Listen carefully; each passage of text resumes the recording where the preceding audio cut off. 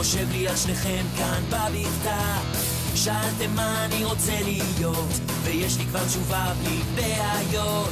אני רוצה להיות מפורסם, קרוב לשמש, אני רוצה להיות מחר.